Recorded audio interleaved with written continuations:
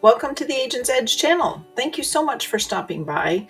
My goal with this channel is to help you be successful in your agency by sharing some ideas and some things that have worked for me in my over 30-year career in this industry and owning my own agency now for many years as well. Really just kind of sharing some things. Now the goal is some of these things you might be able to copy exactly and it works for you. Some of these hopefully will just generate some ideas to help you develop what works in your agency.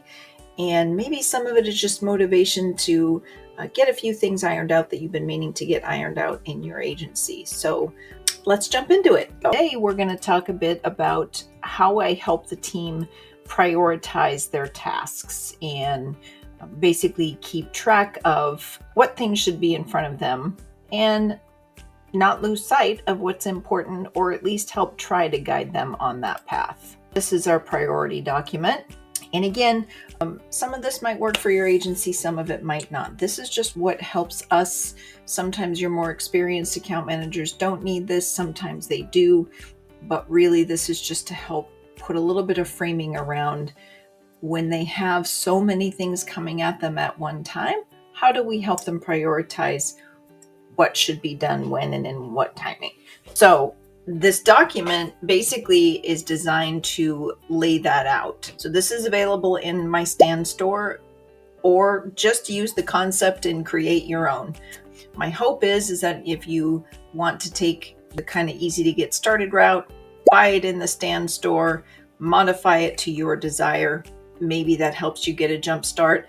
But either way, make one on your own. But let's jump in and talk about how it works. So we use a triage system. When I talk to my team, I often talk about a triage system, and we treat it similar to what you might consider an ER type situation. Those folks that work in triage, when you walk into an ER, they have to very quickly ascertain, is your situation life-threatening or not? And then if it isn't, on the scale of urgency, where do you fall?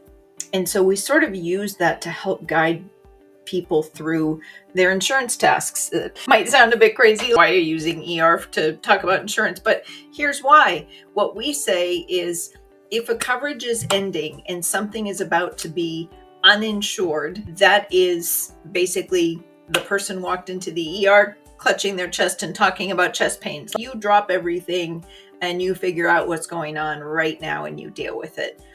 All the way down to the person who might have been cutting a bagel and got a little too vigorous and they have a nasty cut on their hand, but it's probably not going to kill them in the next hour. And then of course down to the people who maybe have a sprained ankle or something far less significant that still needs treatment, still needs help, but yet on the priority scale, this is sort of the comparison. So I tell you all that just in terms of when you're getting ready to train your teams on how to prioritize. Sometimes it can help paint this story, right?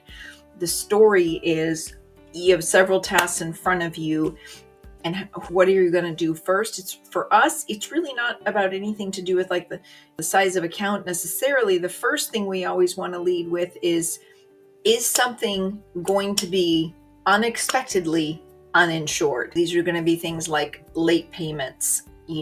Maybe we had to rewrite an account. We haven't found a home for it yet, these sorts of things. So let's just talk about a little bit. I'm going to go through just a couple of examples, and then basically the rest of the document is all designed around that same thing in these same concepts. So to lead off, you can see the very top thing in the red box there is, does coverage end in the next 10 days?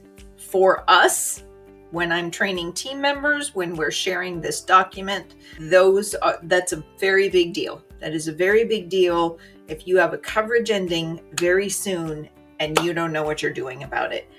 Maybe a bank hasn't paid it. Maybe insured hasn't paid it. Maybe we haven't found a market for something that's been non-renewed. Maybe we're waiting on underwriting. Whatever it is, if a person's coverage is ending in the next 10 days, that's pretty much a red box top priority item. That's going to be your person walking into the ER that's going to get the straight trip right on back to see a doctor, because that's a very big deal, right? So these are some of the things. I'll give you an example of something that might be more like a yellow zone thing. Is going to be things like, is something approaching a critical need? Is there a task that you said you would get back to somebody and now that timeline has passed and you're a day late. These sorts of things are going to be things like, these are getting hot. They're not quite hot yet, but they're going to get hot, and you need to be aware of them and work those in. And then the last bucket we have is more your all other. These are things like you got notice of non-renewal, but the non-renewal is 90 days away, or you got notice of somebody changing a mailing address and you need to go through and update those sorts of things. So in any event, so that's how that document works. I just wanted to give you a quick rundown of how we train our team about that. The second page of the document is going to go through some specific examples. This section is going to go through some common things we see in our industry and how we place them in the priority of our agency. So I hope that helps you out a little bit. But there you go. There's our Agent's Edge on priority, triage, and how you can help your team figure out what they're going to do next.